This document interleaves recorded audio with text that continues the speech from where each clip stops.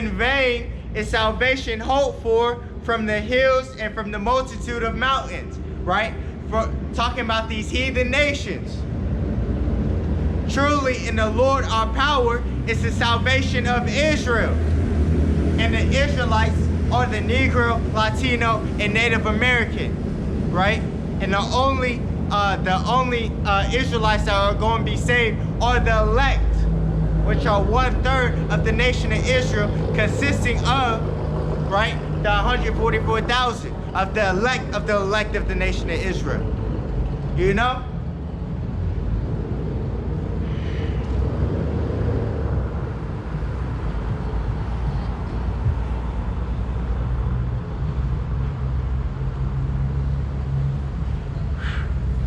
This is Jeremiah 4. Jeremiah 4, verse 13.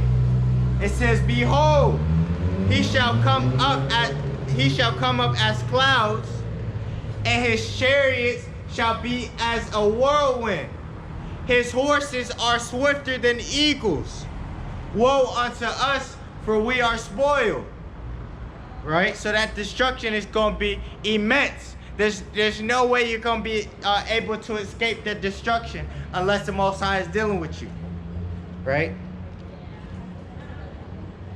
Let's get it.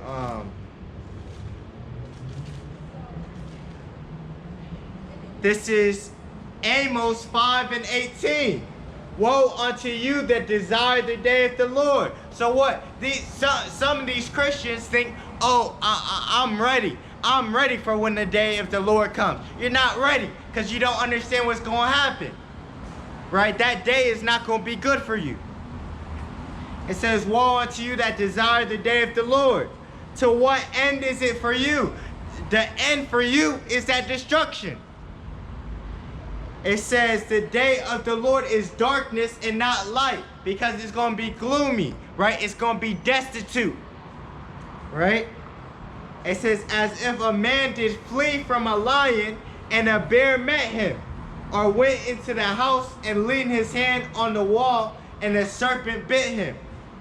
Shall not the day of the Lord be darkness and not light, even very dark and no brightness in it? There's not going to be hope in that day, but the elect are going to have hope, and the elect are going to be saved. Right? Verse 21. It says, I despise your feast days. I will not smell in your solemn assemblies. Though ye offer me burnt offering and your meat offerings, I will not accept them, neither will I regard the peace offering of your fat beasts. So what? Even these Christians that don't got this understanding, but they're fasting, right? They're praying to the Most High. The Most High is not going to accept those things, right? Especially if you turn from the servants of the Most High. If you turn away from the ones pushing this truth, right? Starting off with the apostles and elders of Greatmillstone, right? It says, verse 23. Take thou away from me the noise of thy songs, right? Talking about like Kirk Franklin, right? He doesn't have understanding. Where's his beard at, right? He would understand that certain things are against the law. He probably eats shrimp, ham, pork, and lobster, you know? Even though it's mixed into all this food, you know? He probably he does. He pushes that white Jesus, right? That sweet Jesus, right? He pushes that that mix up, you know? He pushes that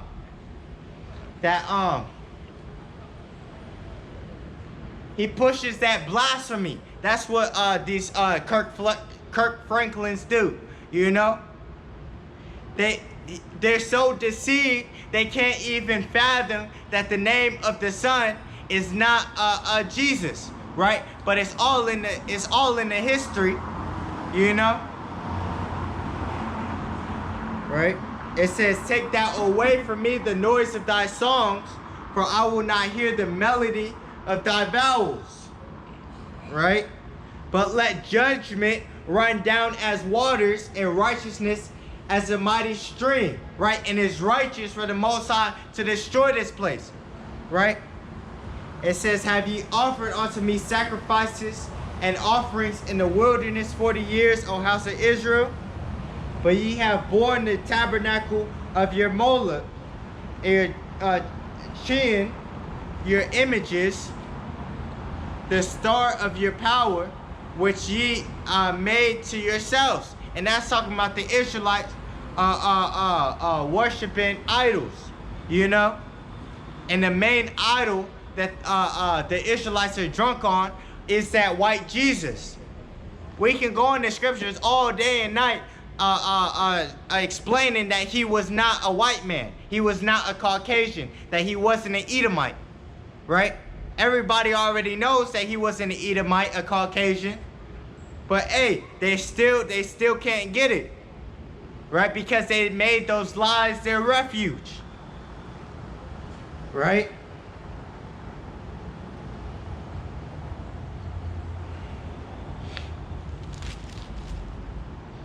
Verse 27, therefore, will I cause you to go into captivity beyond Damascus, saith the Lord, whose name is the God of hosts, right?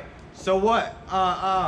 That's why worshiping these idols is a quick way to get into captivity. Talking to the nation of Israel, that's why we're in this place. That's why we're in this debt-based society.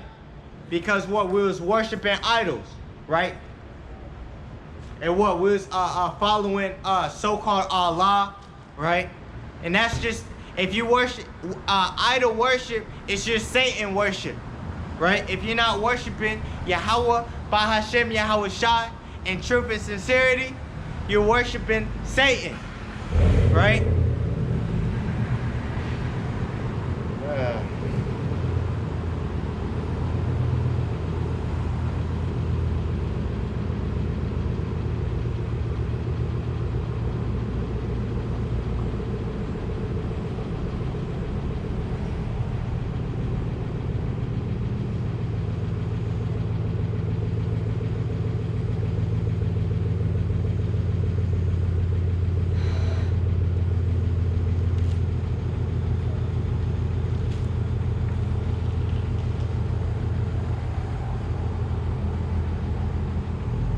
This is Jeremiah 7, verse 25.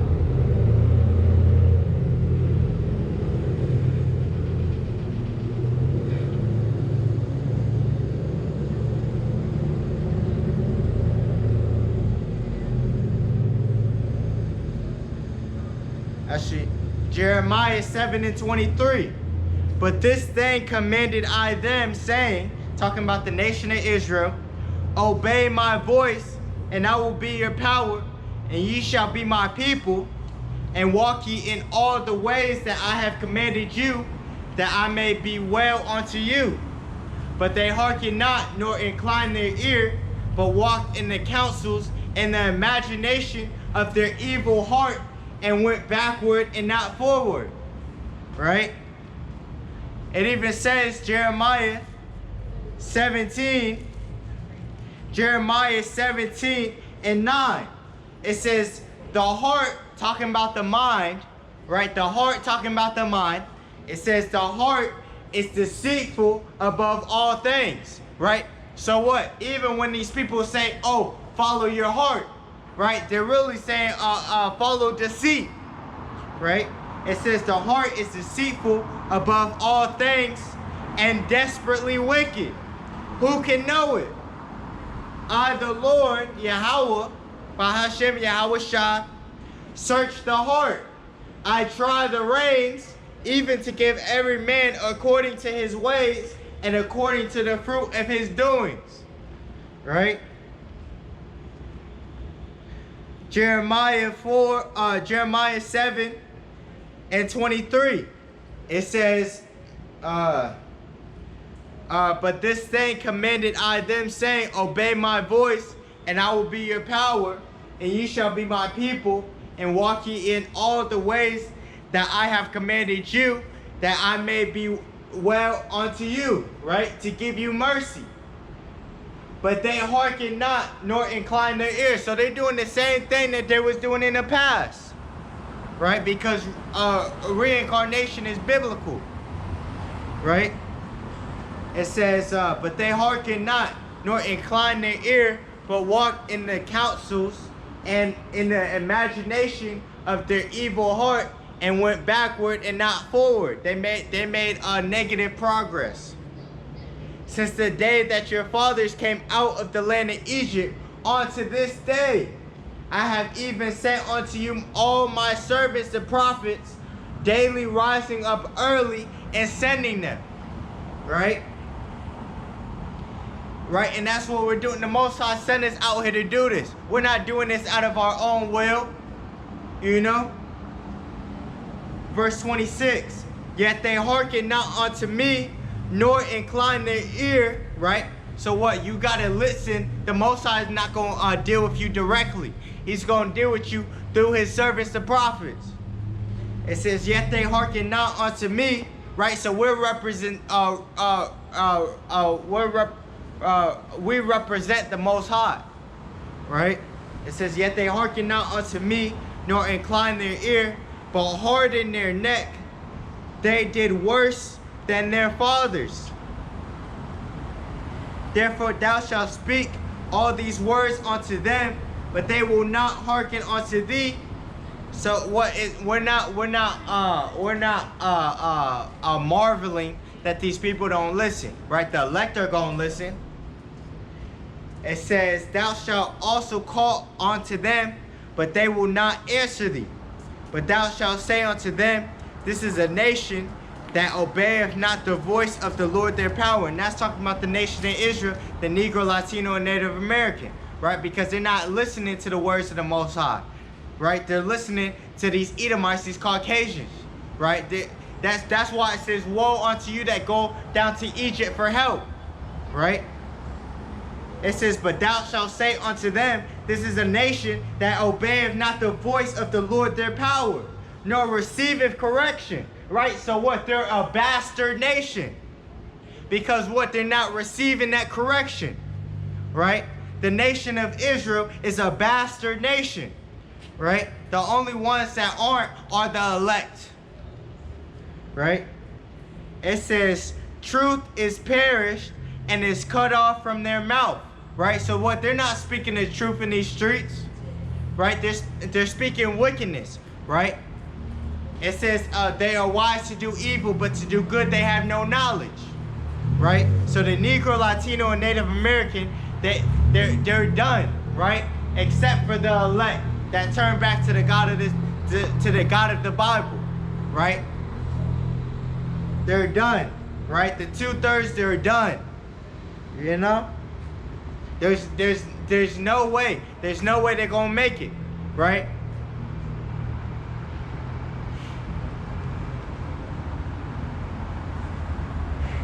This is verse 29. Cut off thine hair, right? And to the woman, her hair is her glory, right? So what? The Most High is represents us, thinks of us as his woman, you know? So he's saying, cut off your hair, which is cut off your glory, right? Because we're in a shameful state. It says, cut off thine hair, O Jerusalem, and cast it away, and take up a lamentation on high places. For the Lord hath rejected and forsaken the generation of his wrath. For the children of Judah have done evil in my sight, saith the Lord.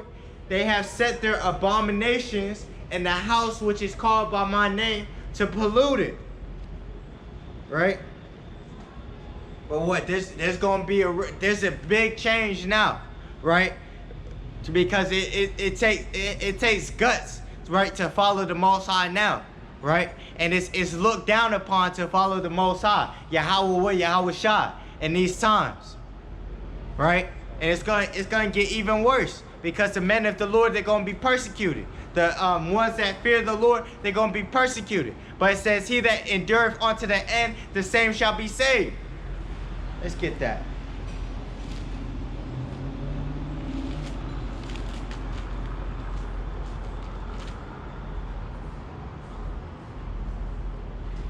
This is 2nd Ezra 16, verse 70.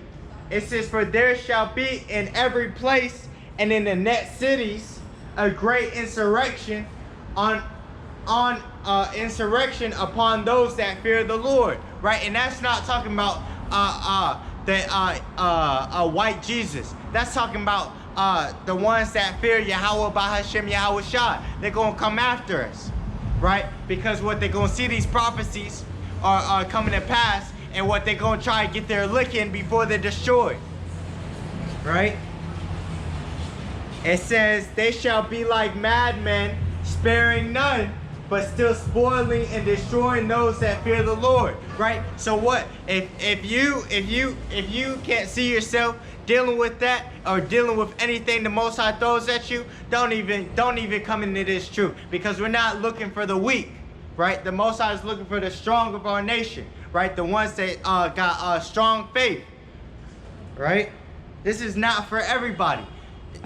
A random Jake can't just pick up this Bible and start say that he's gonna become a prophet. You gotta be chosen into this thing, right? It says, "For they shall waste and take away their goods and cast them out of their houses. Then shall be known who are my chosen, and they shall be tried as the gold in the fire." Right? So we're gonna have to go through straight persecution in them days, right? We might be tortured, right? And some of us in the scriptures, it says that we're going to be beheaded, right? That's why it says count the cost. But what? Us understanding this, the Most High giving us this understanding, what? We already decided. We're all in, right? We're all in. Right? There's nothing that's going to separate us from Yahawashi, the Son of the Most High. Nothing's going to separate us from this true understanding. Right? They can't take this understanding from us. Right? They wish they could. Right?